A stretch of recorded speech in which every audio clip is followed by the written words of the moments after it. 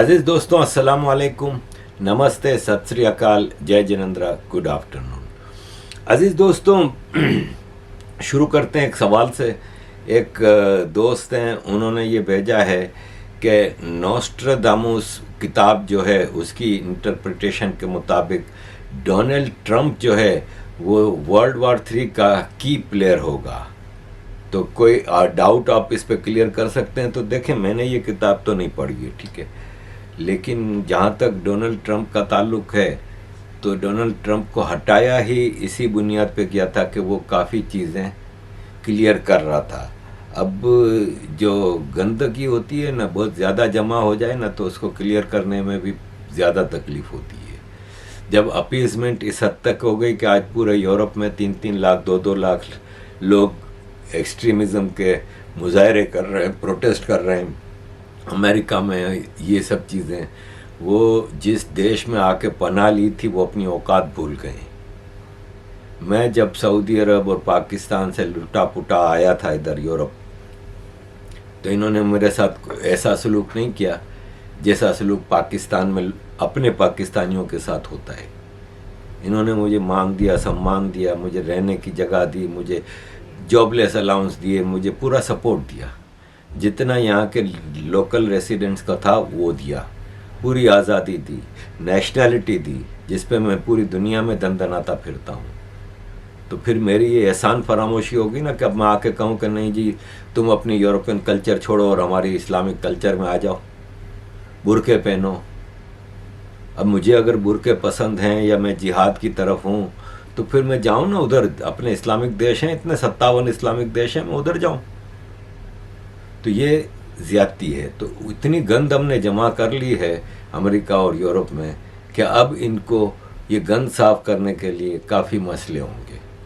दूसरा, अमेरिका ने अपनी इंटरनेशनल पॉलिटिक्स की वजह से मामलात को और ख़राब किया, और जैसे अफ़गानिस्तान में मुजाहिदीन क्रिएट किए, बाद में तालिबान की क्रिएशन में अमेरिका का हाथ था, फिर उनको क्रश किया। ये सब चीज़ें कंटिन्यूस होती रहीं, इसलिए कि 17 बिलियन डॉलर के 80 रफ़ाइल जहाज़ फ्रांस ने इमारात को 2022 में बेचे हैं। 80 रफ़ाइल जहाज़। अब 54 रफ़ाइल जहाज़ का सौदा हो रहा है सऊदी अरब के साथ। हथियार बिक रहा है ना भाई, जंगें हैं तो बिक रहा है ना। और बदकिस्मती इस सारे इशू में ये होती है कि मुसलमान जब दो देश लड़ रहे होते हैं तो दोनों की तरफ अमेरिका के हथियार होते हैं। ईरान का जब शाह ईरान था तो अमेरिका ने भर भर के हथियार बेचे, क्योंकि शाह ईरान और ईरान हमेशा से सऊदी अरब और अरब्स को अपना मुखालिफ समझता था। और फिर शाह ईरान गया और खुमैनी आया तो इराक को बेचे। फिर ईरान इराक वार हुई तो दोनों तरफ अमेरिका का हथियार चल रहा था।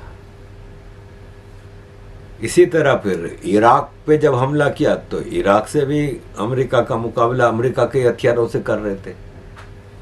यहाँ पे अफगानिस्तान में आप देखें तो तालिबान के पास भी अमेरिकी हथियार था और अमेरिका का तो था ही था। तो वार मशीनरी चलती है, जंगें होती हैं। तो ट्रंप मूर्ख है, जंगें रोकने चला था। अमेरिका में इमिग्रेशन के मसले को ख़त्म करने के लिए सदर्न मैक्सिको के साथ बॉर्डर पे वॉल बनाना चाह रहा था। अब आज आप सिचुएशन ये देखें कि 10 बिलियन डॉलर में वो पूरी दीवार बन जाएगी, मोटी ऊंची दीवार, खारदार तार और पूरे सिक्योरिटी सिस्टम के साथ। लेकिन साल के 99 बिलियन डॉलर इलीगल इमिग्रेंट्स के ऊपर खर्च कर रहे हैं। तो ट्रंप वाज करेक्ट। तो ट्रंप वर्ल्ड वॉर 3 का की प्लेयर होगा कि नहीं, लेकिन मैं समझता हूं कि ट्रंप होता ना अगर ये दूसरा टर्म, तो आज की हम जो दुनिया देख रहे हैं ना वो मुख्तलिफ होती। यूक्रेन रशिया वार बिल्कुल नहीं होती। इन लोगों का मामला बिल्कुल ठीक हो चुका होता, ये मुस्लिम एक्सट्रीमिज्म का मतलब ठीक तो नहीं हो जाता, लेकिन काफ़ी हद तक चीज़ें बेहतर होती। लेकिन फिर वो इंटरनेशनल लेफ्ट का इकोसिस्टम, जैसे हमारे सुशांत सरिन जी ने ये बड़ी अच्छी ट्वीट की है। मैं सुशांत सरिन जी का कई डेकेड से फैन हूँ, क्योंकि हमारे MQM में जब हम काम करते थे ना, तो 90s में और 2000s में, तो सुशांत भाई का अक्सर हमारे लोगों को फ़ोन आता था इंटरव्यू के लिए और सूरत हाल जानने के लिए कि मुहाजिरों पे जो जुल्म हो रहा है पाकिस्तान में, उस पर। तो हमारे MQM के उसमें सुशांत भाई की बड़ी कदर से देखते थे। तो सुशांत जी ने कहा है कि वेस्टर्न यूनिवर्सिटीज़ हैं ना, ये नए मदरसे हैं, ये जिहादियों की तालीम एजुकेशन का मरकज़ हैं, और इनमें रेडिकल प्रोफेसर्स हायर किए जाते हैं। और western media, BBC, New York times, Washington post, guardian वगैरह, ये जिहादी टेररिस्ट के माउथ पीस हैं। जिहादियों की सेंचुरीज यानी अड्डे बने हुए हैं वेस्टर्न कंट्रीज, और वहीं पे इनकी आइडियोलॉजी को प्रमोट किया जाता है। एग्रीड, बिल्कुल एग्रीड। इसलिए कि यहाँ पे है ना मदरसे, अमेरिका में, यूरोप में मदरसे हैं। आप किस हिसाब में मदरसों की इजाज़त दे रहे हैं? भाई आप ये देखें, सेक्युलरिज्म का मतलब होता है one nation, one education, one theory, one culture, one पूरा सिस्टम होता है। तो आप फिर मदरसे कैसे अलाउ करते हैं? और जब आपको पता है कि मदरसे में कॉन्ट्राडिक्टरी आपकी अपनी जो मेन एजुकेशन है उसके अगेंस्ट और अगेंस्ट द सेक्युलरिस्ट आइडियोलॉजी के मदरसों में एजुकेशन दी जाती है, तो आपने मदरसे अलाउ ही क्यों किए हैं? शुरू से अलाउ किए इसलिए, और फिर बढ़ाया कब?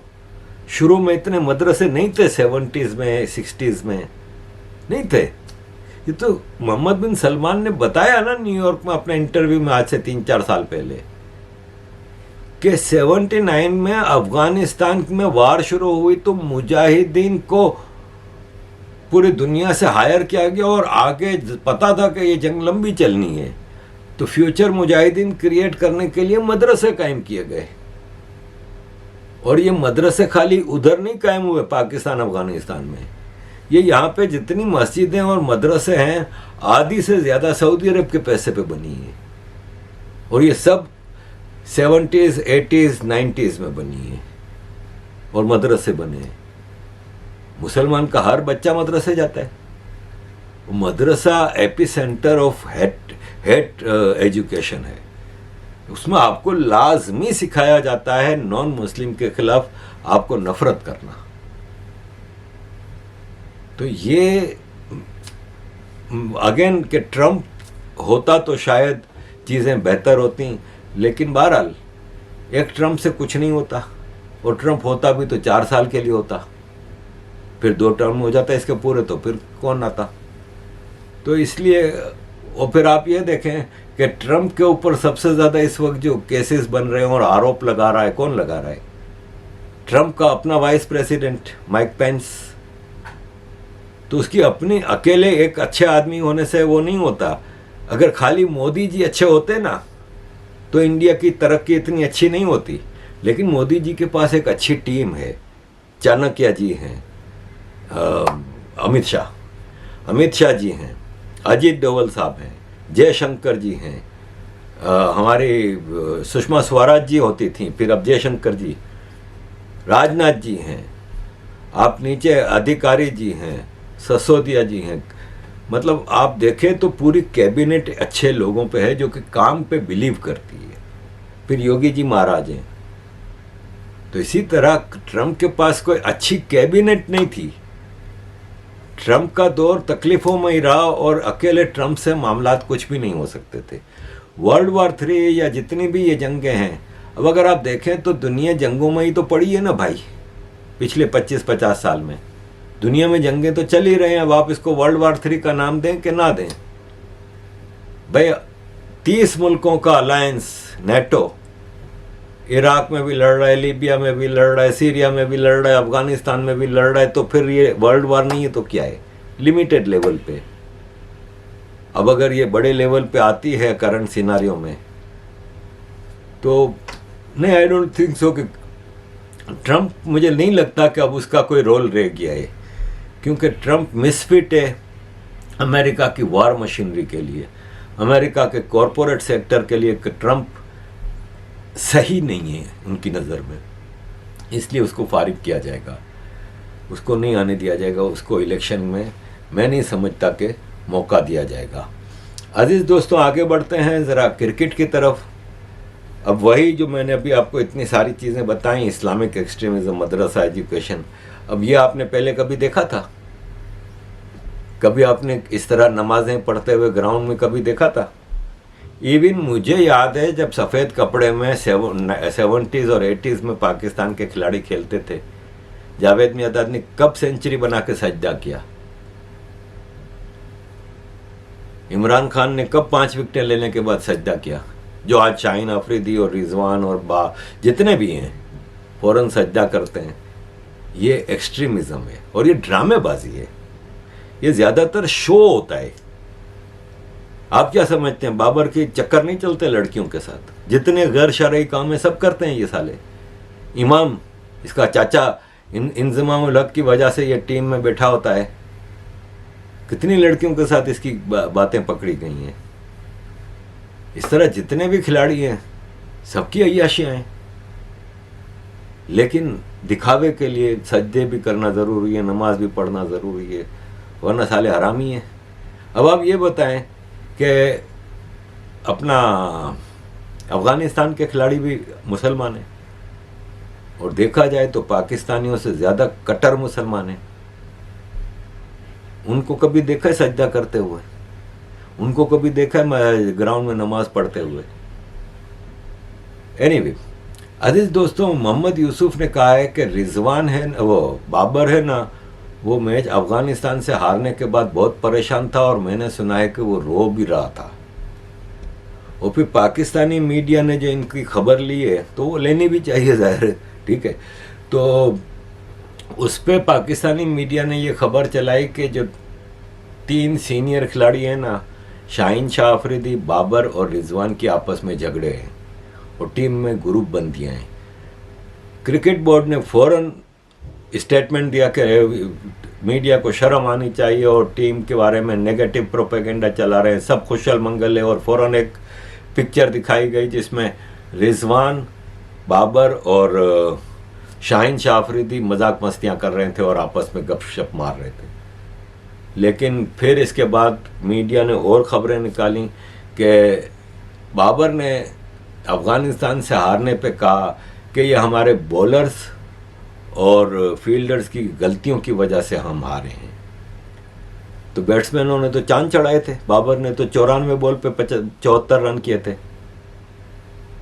Batsman south Africa, New Zealand, India और ऑस्ट्रेलिया के बैट्समैन रन्स के अंबार लगा रहे हैं। फास्टेस्ट सेंचुरी का रिकॉर्ड साउथ अफ्रीकन मार्करम तोड़ रहा है, तो उसका रिकॉर्ड दो हफ्ते बाद मैक्सवेल तोड़ देता है। वो लोग बैटिंग में अंबार लगा रहे हैं, तुम लोग क्या कर रहे हो? तुम नंबर 1 बैट्समैन हो दुनिया के, तुम्हारी क्या परफॉर्मेंस है? तुम्हारी performance Kohli, Rohit, Maxwell, Klaasen, इन लोगों के कंपेयरिंग में तुम्हारी तो परफॉर्मेंस ही कुछ नहीं है। तो यह है कि इस पे इनके आपस में झगड़े हुए, और शाहीन शाह अफरीदी ने कहा कि तुम सारा मुद्दा बॉलरों पे डाल दिए, बॉलरों पे डाल दिए, बैट्समैनों का कुछ नहीं किया, इसलिए कि तुम बैट्समैन हो तो जिम्मेदारी लो। तो अजीज़ दोस्तों, पाकिस्तान की हंडिया फूट चुकी है बीच में।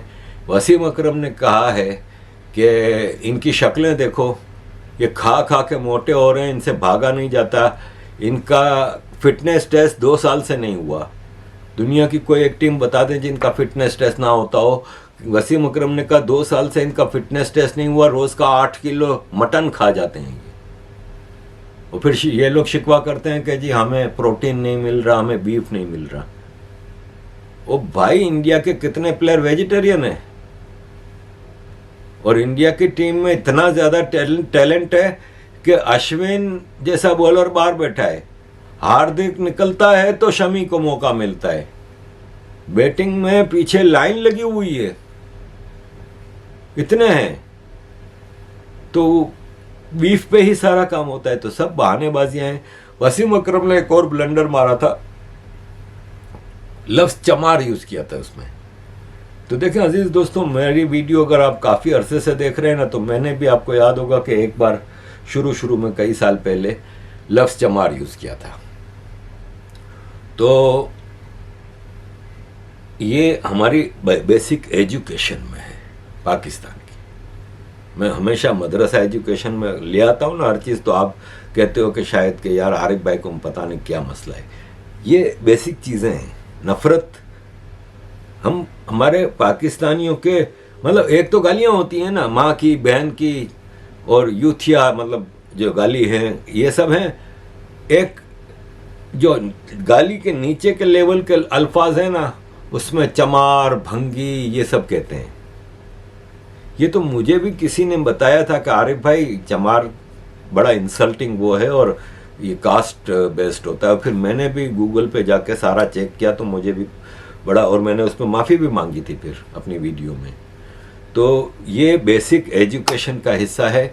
और हम जब बोल रहे होते हैं ना चमार या भंगी या इस टाइप के अल्फाज, तो हमें ऐसा लगता है कि हम नॉर्मल कोई बात कर रहे हैं। ये हमारे रोज़मर्रा घरों के अंदर बोले जाते हैं अल्फाज पाकिस्तान में। लेकिन मुझे ज़ाहिर है आदमी सीखता है, तो मुझे इन चीज़ों का, और ख़ास तौर पे जब से मैंने सनातनी अंदर आया हूँ सनातन के, मेरी रिफाइनिंग हुई है और मेरी क्लीनिंग हुई है एक तरह से, और ये एजुकेशन हुई है। अजीज़ दोस्तों, एक बड़ी अफसोसनाक चीज़ जो सामने आई चेन्नई के मैचों में, वो ये है कि पाकिस्तान की टी शर्टें पहन के लोग पाकिस्तान जिंदाबाद और पाकिस्तान को सपोर्ट कर रहे थे। तो मुझे ये पता चला कि इंडियन गवर्नमेंट ने किसी भी पाकिस्तानी फैन को अभी तक वीज़ा नहीं दिया। तो ये कौन है? ये इंडियन मुसलमान है। आप मुझे ये बताएं कि इंडियन मुसलमान इंडियन है, इंटरव्यू दे रहे हैं बाकायदा कि हम चाहते हैं कि पाकिस्तान वर्ल्ड कप जीते,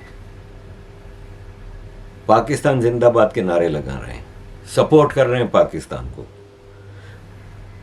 एक चीज मैं पूछना चाहता हूं कि क्या पाकिस्तान में कोई पाकिस्तानी इंडियन जर्सी पहन के इंडिया को सपोर्ट करेगा?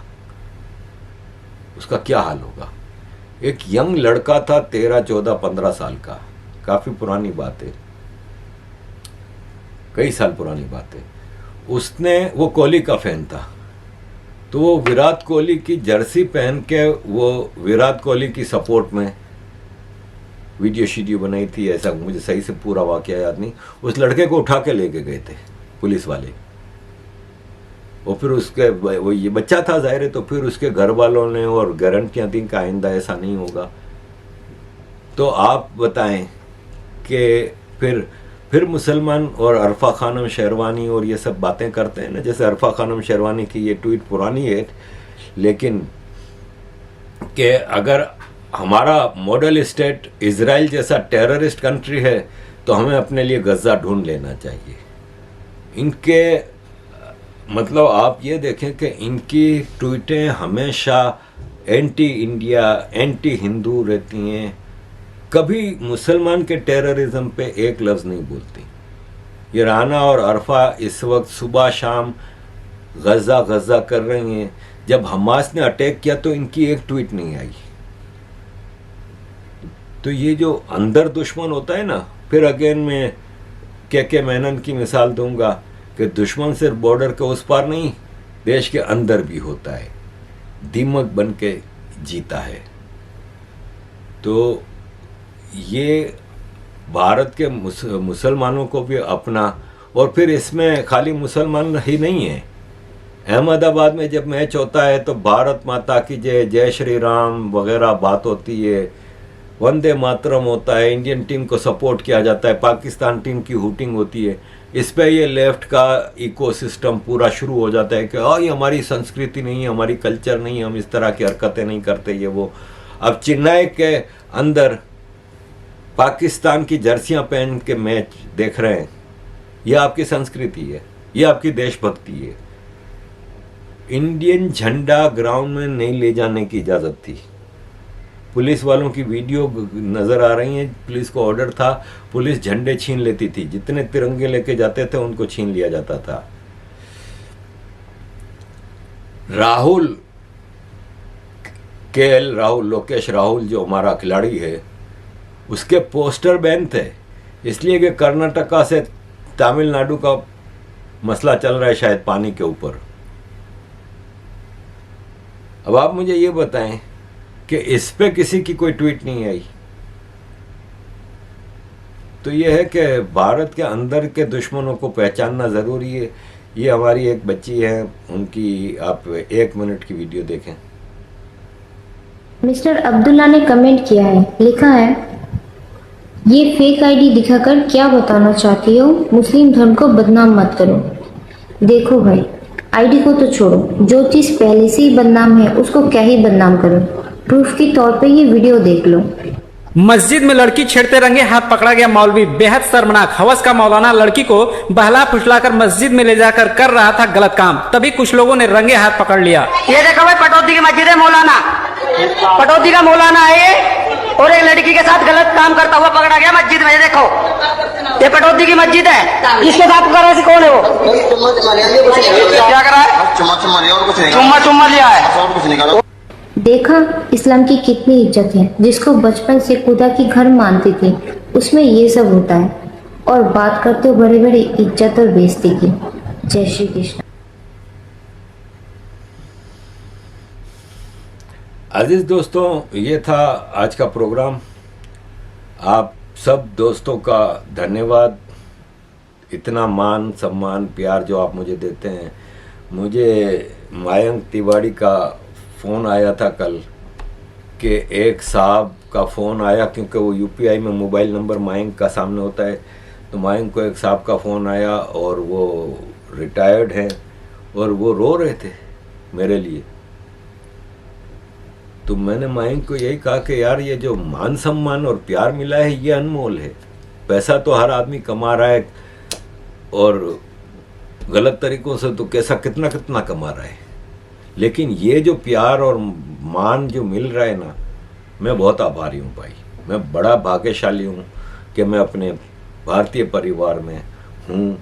और थैंक यू वेरी मच अजीज दोस्तों for all your support. Kindly keep supporting.